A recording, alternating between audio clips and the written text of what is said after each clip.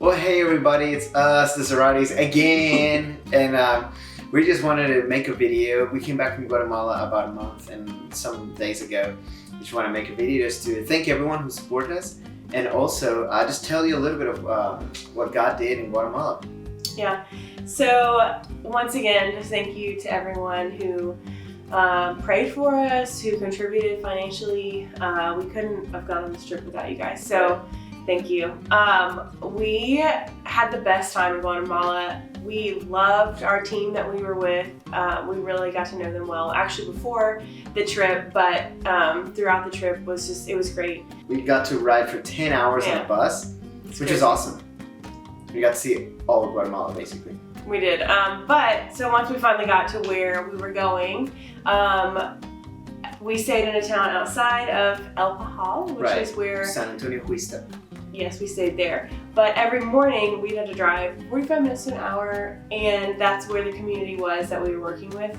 And so on the first day they showed us their whole water project, and we got to meet the Leadership Council, which is a group of individuals in the community who are leaders, and they also have big roles in the water project and then also in the different pillars within the community. Yeah, the reason this is so important is because El Pajal, they're really struggling to have just running water as a whole. And so, basically they were in a situation where they were only getting water every few weeks for a few hours. And so this water project is actually enabling them to get water more regularly. Still not 24/7, but just in a more regular basis, which is amazing. Yeah, so they actually we went to the very top of the mountain where they have a purification system, and we were able to see the whole process and even try the purified water. It was the best water ever. I didn't try it, but I heard it was the best water ever. And then that afternoon we actually got to go to a church service, and Donny got to speak. That's right, so I had the opportunity to speak. It was a great time. I spoke in Spanish for about, 20-25 minutes maybe. Share my testimony. And then we invited our good friend Shirley to come up and just bless the congregation with a song. It was awesome. Yeah.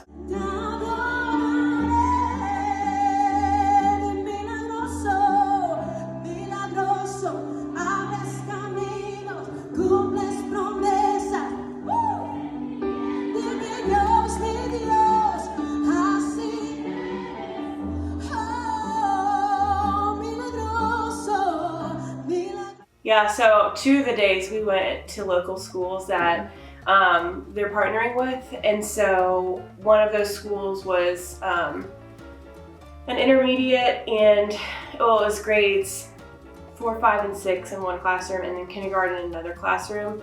And so I actually got to speak with one of the teachers, one of the 2 teachers. She actually teaches all 3 grade levels in one classroom. And so she got to share and show me in her classroom how she did that. And essentially she has a chalkboard for each grade level, and she just teaches one grade level and then moves to the next and then the next. And she was really proud of her classroom. It was really cool. She also told me just how they discipline in Guatemala, which is amazing. Pretty cool. They get 3 strikes, and then if they don't follow the rules, they have to clean the classroom after school. So good. And the kids were just so sweet, and they were so fun, and they were so excited for us to be there. And really they just, I think our whole team was most surprised just at the joy that they had in the little things. The activity and the lesson that we did with them, at first we didn't know that if they would receive it, and they loved it. We did coloring sheets, we talked about peace, and that ties into faith and all the things. And so it was just really cool. We got to play games with them, we did some dances with them, we played soccer with them, and it was just really fun. I think for me as a teacher, going in and seeing how they live day to day in the classroom was really cool, and also just really refreshing to see. Yeah, we also got to partake in farming, and that was really exciting as well. What are you planting? Huh? What are you doing? We're farming. That's what we're doing. Working hard. Learning about development, economic development. That's what we're learning about. we're Team Radish. We're planting radishes for the glory of God. It's going to be amazing. It was a great experience nonetheless. Yeah, so not only do they have classes for the community members on how to grow their own crops, but then they go a step further and then they also teach them how to have their own business and how to sell those crops so they can use that money to live off of. Another part of that aspect was the coffee farming, and so Donnie got to pick coffee in the fields. And yeah, that was also amazing. What's up, everyone? We're here in Guatemala harvesting coffee. I'm not even kidding. That's our leader there, Lester, in the back. Here's my coffee. Doing good work. That's Derek right there. Hey, Derek, say hi. Hey, what's up, dude? He's right there. Yeah, there he is. Boom, boom, there he is. Mr. Ovidio is right there harvesting his coffee. This is his land. And we're honored to be collecting coffee today and learning about the coffee collecting process here in Guatemala. So this is great. Amazing. Look at that. Donnie in the jungle. Come on. Pep is all the way over there. I'm on a mission here. Pep is doing the Good stuff. one-sided. Good stuff. Here's the collecting coffee. See? I got Right called there. out earlier. Boom. The one-sided tree Coffee picking. going. Boom. I'm missing. That's right. Working out here. As I was doing that, that day they divided us in men and women, and I got to do that. But then Lauren got to learn how to make tortillas. I did. I was not very good at it. But we got to make corn tortillas, which is a staple, which was a staple with every meal that we had. It is a staple there. But we ate those at every meal, and they're delicious. But we also got to make bread, and so with some women in the community, they make bread weekly, and then they sell it for income for their family, and so we got to help them. And we also, I don't know if we really helped them or not, but we learned and we had fun. So you might be wondering at this point, okay, that's great that you guys experienced all of this, but did you guys actually did hands-on things or anything like that? And the answer is yes, we did, but it's probably different than what you think about. So this trip wasn't like your average. It wasn't just like it's a mission trip where we go and we just work a lot. It was more of a mission trip where we understood where are these Guatemalans at and what is the best way to help them. 410 Bridge is doing the legwork over there. Like they're doing the day-to-day, the hard work, the in and out, and we're just there really to support the work that's already happening. Mm-hmm. So as we got to learn a lot from them, we also got to give, and that was through the Bible lessons, and that was at the church. But it was also through prayer. And so we were able to visit actually several families in great need. And we brought hope, and it sounds funny. It's like, okay, we brought hope, really? But it's the truth. I mean, what greater gift than bringing the hope of Jesus, the hope of the gospel, to some of these families that really have no hope. And some of these circumstances that they live in are extremely hard.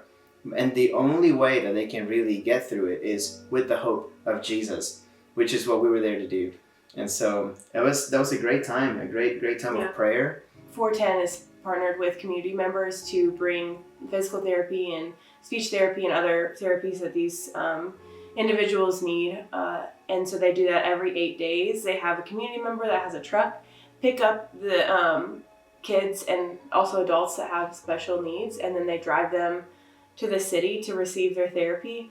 And so one of the days we went to those families, and one of those families there was a young man named Mauricio who has cerebral palsy, and he's he can't walk, he's in a wheelchair, but he literally has so much joy, and because he knows Jesus. And so he actually blessed us with a devotion. He blessed us by praying over us, and he actually taught himself how to read by reading the Bible, which is incredible. Mm-hmm. But it's just like a testament to what 410 Bridge is doing and how they're partnering with people like us that go on these mission trips. Mauricio he's not able to get out. Like, he lives on a mountain. He's in a wheelchair. Unless someone comes to get him or people visit him, he doesn't ever have interaction with other people besides his family. And so this is one of those ways that 410 Bridge helps, and we were able to help and meet a need and also be blessed too. And so that was really cool. Yeah, and for me, my highlight of the trip was also in these prayer visits. It was visiting the house of. So Alexander is intellectually disabled. He's nonverbal, and he is 26 years old. Yeah. And so, again, one of those where like unless you go up the mountain and hike for about 10-15 minutes, you can't reach his house. And so after going there and praying for him, we found out that his house had been remodeled and paid actually in full by our church, Crosspoint, and that's just an amazing thing. You know, we didn't know that going in, but we found that out. And on top of that, we found out that a few mission trips before, a mission trip just like ours, Yeah. had carried the cinder blocks by hand all the way up that mountain. Yeah. And so it was just great to see that the work is continually being done. This is not just a one and done mission trip, Yeah. but like this is a mission trip that keeps on giving every time a team goes. Right. Yeah, I think this trip was great perspective for us, and also just reminded us of the importance of community and the power of community and the power of what can be done when people work together. I think that the people of El Pajal and also 410 Bridge, they reflect just like how important it is to work together and you're not doing it by yourself, you know? Yeah, and most importantly, to have Jesus at the forefront of everything. These are some of the most loving people we've met, and some of the most Jesus-filled Christians and believers, truly, we've ever met. And so again, we just wanted to thank everyone for making this mission trip possible. Yeah. Thank you for praying. Thank you for giving. And we're super grateful. Yeah, also just like thank you for caring. We've had so many friends and family members ask like, how was the trip? How was the trip? And so we just are thankful that you guys care and that you love us and that we were able to go on this trip. So thank you guys. Thank you so much. We love you.